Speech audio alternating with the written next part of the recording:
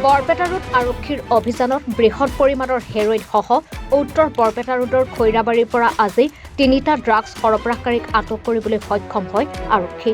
সৰবৰাহকাৰী ৩টা হৈছে বৰপেটা ৰোড খৈৰাবাৰীৰ নইমুদ্দিন, চিৰাজুল শেখ, পলাশ ৰয়। কেইবা বছৰ ধৰি এনে ড্ৰাগছ সৰবৰাহৰ সৈতে জড়িত আছিল তিনিওটা সৰবৰাহকাৰী। সৰবৰাহকাৰী ৩টাৰ পৰা ২ গ্ৰামতকৈ অধিক ড্ৰাগছ, নগদ ৯,২৭০ টকা আৰু 7টা ইনচুলিন জব্দ কৰে আৰক্ষীয়ে। বৰপেটা ৰোড আৰক্ষীৰ অভিযানত এই ড্ৰাগছখিনি উদ্ধাৰ কৰা হৈছিল। ড্ৰাগছখিনিক সন্দেহজনক হেৰইন বুলি জানিব পৰা গৈছে। ইতিমধ্যে তিনিওটা সৰবৰাহকাৰীক আটক কৰি তদন্ত অব্যাহত ৰাখিছে বৰপেটা ৰোড আৰক্ষীয়ে।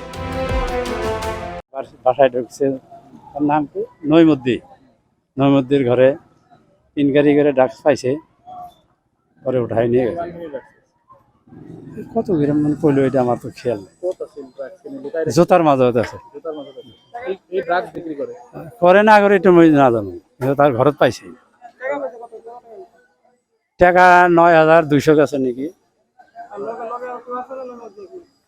দেখলাই ওই 2টা আরো কয় যে আমরা খাইবার রাইছিলাম, বিক্রি করে বলে। এটা না জানো আমি। নজরুল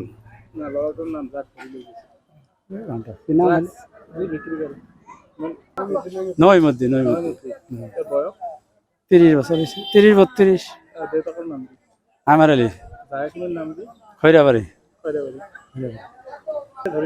পুলিশে লই গেছে 3 জনক। 3 জনক। বৰপেটা ৰোডৰ পৰা কৌশিক দাসৰ ৰিপৰ্ট, এনি ভাৰত 24।